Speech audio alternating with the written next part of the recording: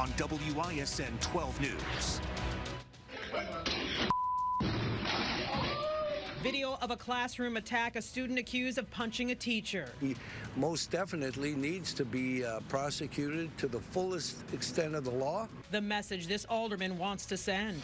A hazmat scare at a local police station. That's very concerning. Next, why the FBI is now getting involved.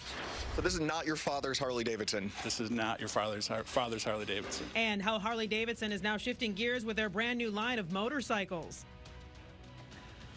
First tonight, our phone lines are now open for our Class Act phone bank. Your donations, hey, how you guys doing in there? Your donations will help send Milwaukee Public School students at 5 schools back to school with the supplies they need this year. And you can stop by and help stuff the bus. We are taking school donations at the corner of Highway 100 and North Avenue, right outside the Walgreens there until 7 o'clock tonight.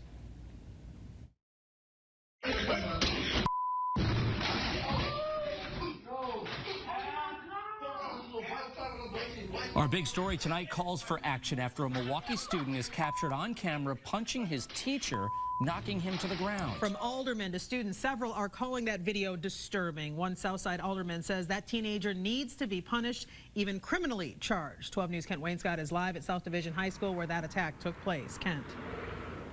Well, that violent attack on a teacher here at South Division, captured on camera, has some city leaders outraged and is shining a spotlight on concerns over safety for teachers in the classroom.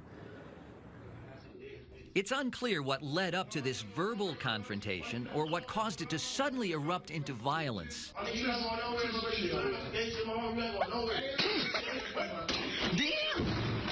The student continues to strike with the teacher on the ground. This incident is triggering outrage from some city leaders. Well, I think anyone who would view the video would be disturbed. Anytime you see an attack like that, it was a vicious attack. Alderman Terry Witkowski says, I condemn this violent attack and the reckless disregard for human life it shows.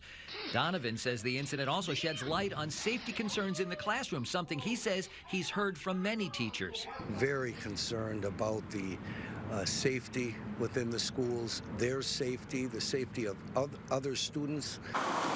No one from MPS or South Division would comment on camera, but off camera, one staff member called the incident an extreme example of an atmosphere of violence in the school, while one student we spoke with called it shocking and disappointing. I expect more from South Division. I thought we were going to do something better about this year, but apparently I was wrong. Police referred the 16-year-old, whose name is not being released, for juvenile charges. We weren't allowed into his court hearing, but Donovan hopes to see firm action. I believe he most definitely needs to be prosecuted to the fullest extent of the law. A message needs to be sent to other young people. No word yet on exactly what charges that 16-year-old may face. And as for the teacher, we asked, but don't have an update yet from MPS as to his condition. One staffer here, however, told me that this school community is very concerned because the teacher is described as a beloved teacher here at South Division. Reporting live outside South Division High School, I'm Kent Wainscott, WISN 12 News. Thank you, Kent. New tonight, a police hazmat scare. Someone is mailing suspicious letters to departments in Wisconsin. Now, the FBI is getting involved. A letter in Green Bay sent to a captain and another employee, or sent rather a captain and another employee to a hospital. And this morning, Oak Creek police received a similar looking letter. We broke this story as WISN 12 News' Hillary Mintz reports they quickly called in the hazardous response team. Large hazmat vehicles crowd the parking lot at the Oak Creek Police Department Wednesday morning. Crews could be seen going in and out of the building with equipment and protective gear after a suspicious envelope showed up in the mail. A hazardous material team did come in, and using all safety precautions, they're checking the package to determine if there's any toxic materials. The lieutenant says it's very rare for the hazmat team to be called to the police department, but despite the investigation, they never had to evacuate the building. Police say the envelope was addressed to the department with the name of someone who doesn't work there. And because a similar package sickened Green Bay police employees this week, they left nothing to chance. It's very concerning. We protect our people, we care for our people, we care for our employees, we care for our citizens. So anything suspicious, we're going to do our very best. In Oak Creek, Hillary Mintz, WISN 12 News. After testing, the hazmat team did confirm that the Oak Creek envelope did not contain any dangerous substances. Green Bay police received their package Monday afternoon. A captain and an administrative assistant said once they opened it, they felt dizzy and nauseous. They came rushing into my office and advised me that they may have been exposed to something, and of course we immediately took action. Both employees went to a hospital and are okay tonight. The contents of the package are now being analyzed. It's still unclear when those results will be available. We're told the package came from outside of Wisconsin, but within the United States. Milwaukee police are now investigating an infant's death as a homicide. 12 News has just confirmed 7-week-old Savea Reed died in an in-home daycare center near 77th and Villard yesterday afternoon. Police say she had blunt force trauma injuries. Police have arrested a 37-year-old woman and a 17-year-old girl in connection to the baby's death. We're going to hear from the baby's family, and we're looking into the daycare's past coming up on 12 News at 6. 3 cars crashed through a fence at a Milwaukee cemetery. One of them flipped over onto grave sites. It happened last night near Appleton and Keefe at Holy Cross Cemetery. According to a cemetery spokesperson, approximately 10 grave markers, including 2 monuments, were damaged. The cars also knocked down 70 feet of fence line. Initial damage estimates are between $7,000 and $10,000. Everyone involved in the crash is okay. Milwaukee Mayor Tom Barrett is taking steps toward creating a new sales tax, hoping the extra money will save police and fire department jobs. Barrett sent a letter to Governor Walker asking for a referendum proposing the half-cent sales increase. Barrett says without more money coming in, the police department could lose 84 jobs. The fire department could lose 75. The mayor says he is asking for a referendum because residents, quote, deserve to decide if an increase in police officers is worth increasing their taxes. If the governor signs off, the measure would go to voters in the April election. President Trump talks of healing divisions in America one day after a rally during which he threatened a government shutdown, blasted Republican senators, and once again defended his response to the race-fueled violence in Charlottesville. Sally Kidd has the story from our Washington bureau. Patrick, over just the past 3 days, the president's speeches have been described as presidential, unhinged, and patriotic. We have no division too deep for us to heal. 3 speeches. He's in a Twitter storm again. I don't do Twitter stuff. In 3 days. To lay out our path forward. On Monday, serious and presidential. Our nation must seek an honorable and enduring outcome. Tuesday, defiant and on the attack. So what did they say? Right? It should have been sooner. He's a racist.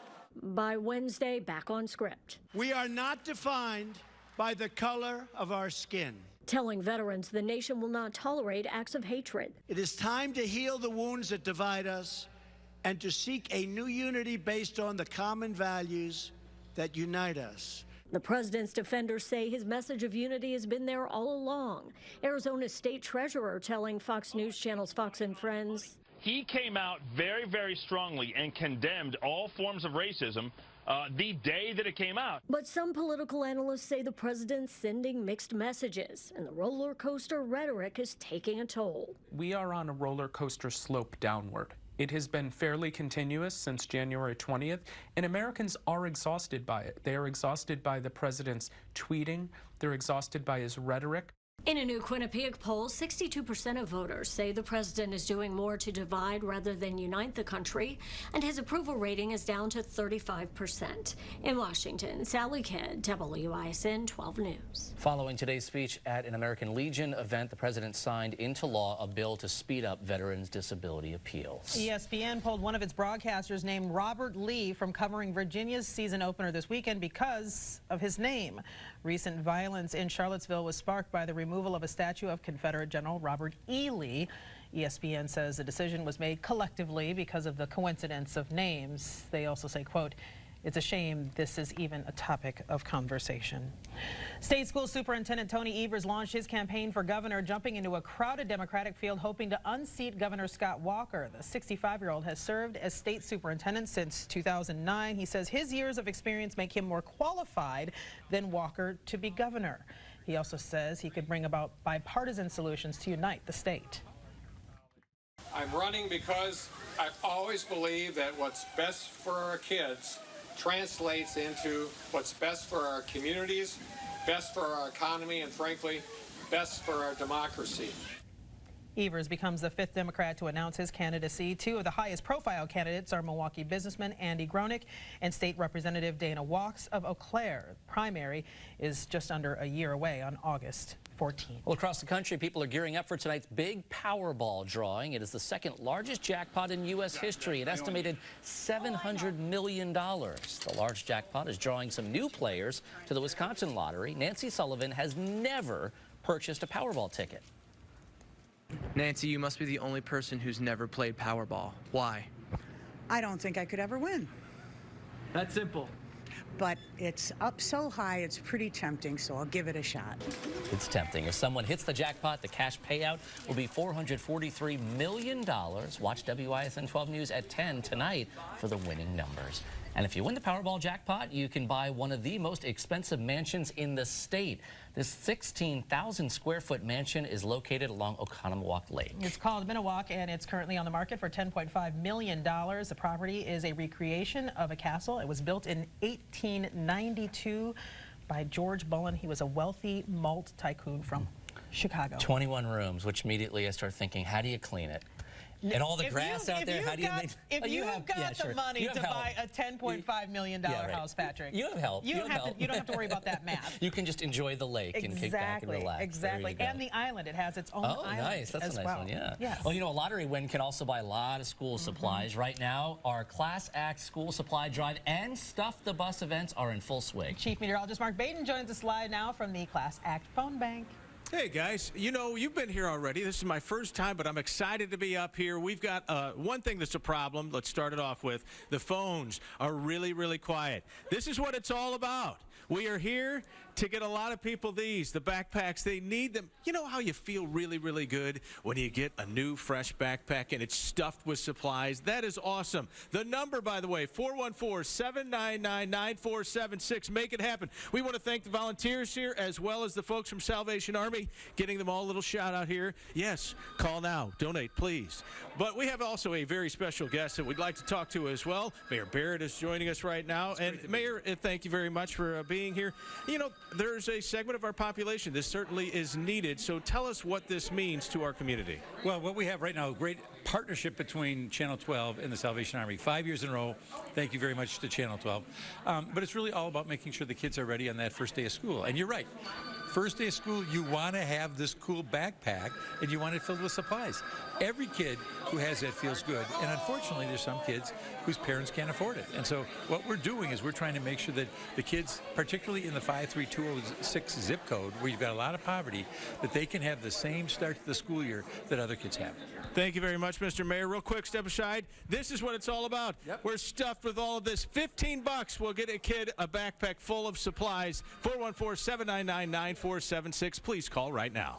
All right, thank you. And as the mayor said earlier, he said, make sure that they can go to school, get an education, get a job so they can eventually take care of us. See? This is the start. This is your inspiration. We also have our Stuff the Bus event going on tonight. Hey, here's a live picture of our collection site at Walgreens on Mayfair Road and North Avenue. We are taking school supply donations until 7 o'clock tonight. Hey there, everyone's ready to go there. Well, this is what they said. It's not your father's Harley Davidson. One of Wisconsin's iconic brands is undergoing some major changes. Harley Davidson is switching gears. I'll show you some of the new designs and how they ride.